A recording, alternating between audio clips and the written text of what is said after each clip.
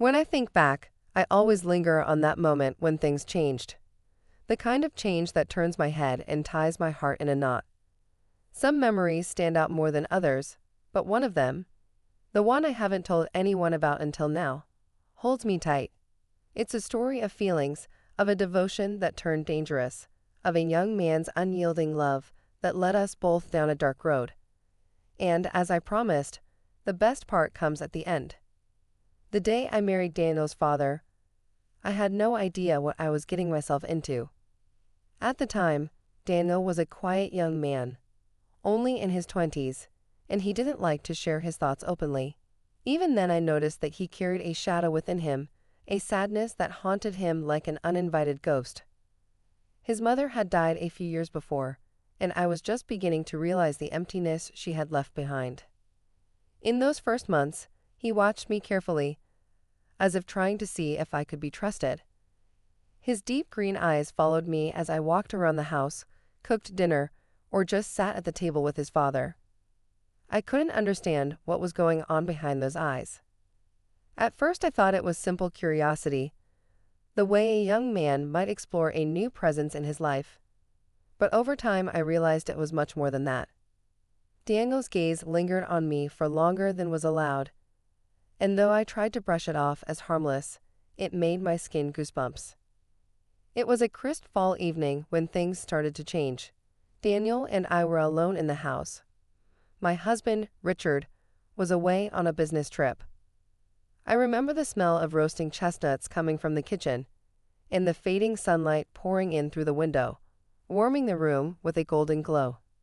Daniel stood at the window, looking out into the yard, a cigarette between his fingers. He turned to me and said in his quiet, almost hesitant voice, "You look lonely, Eleanor." His words took me by surprise. I hadn't realized I looked lonely not to anyone else, and certainly not to Daniel. In fact, I suppose I was lonely. Richard was always working, and I realized that his passion for his work far outweighed his passion for me. I didn't want to show it, but Daniel's eyes were so serious, so deeply sincere, something inside me shifted.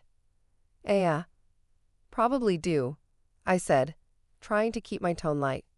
I smiled, but the smile faded when I saw the way he looked at me. There was no pity in it, only understanding, which made my heart ache. He nodded and took a step closer. "I don't like seeing you sad," he said. He was so close I could feel the warmth emanating from him, the scent of his cologne mixed with the sharpness of his cigarette. My heart pounded against my ribs. I wanted to take a step back to put distance between us, but I couldn't budge. Not long after that night, I began to see Daniel looking at me in a different light, not with the cold eyes of a son sizing up his stepmother, but with the longing gaze of a young man helplessly in love. I had to stop him. I should have pushed him away and set clear boundaries, but instead I found myself drawn to his quiet tension, the way his eyes softened when they stopped on me. There was a storm raging inside him. I could feel it even then, but I was too far removed from it to see it as a danger. I looked forward to the time when Richard wasn't home and Daniel and I were alone. We'd stay up late, talking about everything: his mother, school, my own dreams and fears. He listened to me like Richard never had, and before I knew it, I was craving his attention, his warmth, the way he made me feel noticed. It wasn't long before Daniel confessed his feelings to me. It was late, the house was quiet, and we were sitting in the living room. He reached out and took my hand in his. His fingers were warm and trembled slightly, and his eyes searched mine for a sign that he wasn't about to make a terrible mistake. "I know I shouldn't feel this way," he whispered, his voice barely audible. "But I love you, Eleanor. Not the way a son loves his stepmother. I love you in a way that scares me." I had to pull away. I should have told him that what he was feeling was wrong, that it couldn't be. But instead, I squeezed his hand, and my heart ached with a strange, undeniable longing. "Daniel," I whispered, my voice caught in my throat. "You don't know what you're saying." He leaned closer, his forehead almost touching mine. "I understand," he said, his voice shaking with emotion. "I've never been so sure of anything in my life. I love you and I would do anything for you. His words still echoed in my head long after that night. Anything, anything at all. The weight of that promise scared me. And at the same time, it made me feel something I hadn't felt in years, a sense of power, recklessness, and unbridled desirability. I tried to distance myself, to draw a line that Daniel shouldn't cross, but the more I pushed him away, the more he seemed determined to prove his devotion. One night, he came to me with an idea, a wild, dangerous idea. Richard had money, more money than he knew what to do with, and Daniel wanted to take it. He told me he could make sure Richard never found out what had happened. He told me we could run away together, start over somewhere away from everything that was holding us back. The tension in his eyes was almost frightening. It was the look of a man with nothing to lose, willing to risk everything for the woman he loved. At first, I was terrified. I told him he was crazy, that I could never be involved in something so dangerous, so wrong. But Daniel was relentless. He talked about freedom, about a life where we could be together without fear or shame.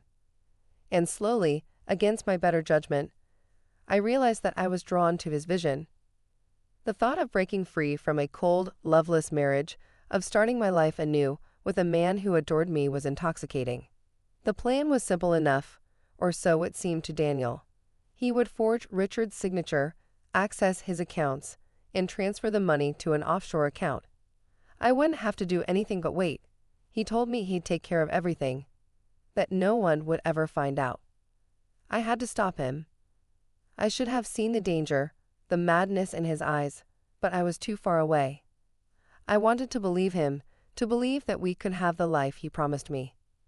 The night it all happened, I could barely breathe. Daniel was calm, almost eerily calm, as he worked on Richard's computer, his fingers moving quickly over the keys. I watched him from the doorway, my heart pounding in my chest, fear and excitement swirling inside me.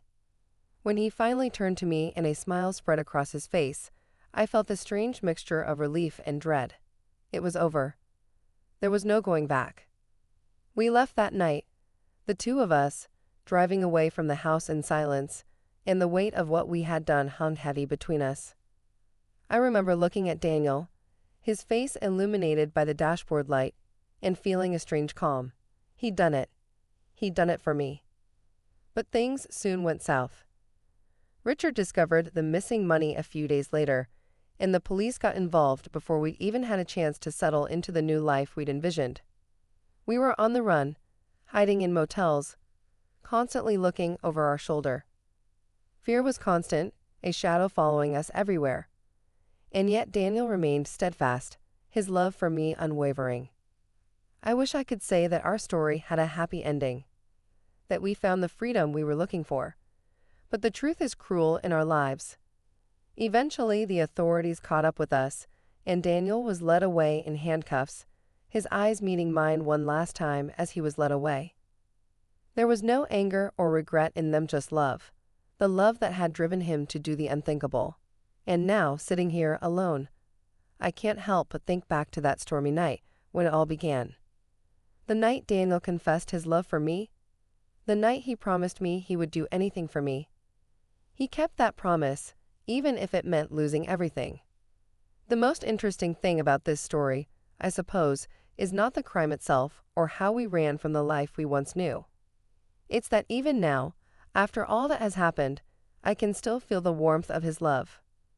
It reminds me, like a ghost, of the passion that once burned so brightly between us. A love that was reckless, dangerous, and ultimately doomed, but still real.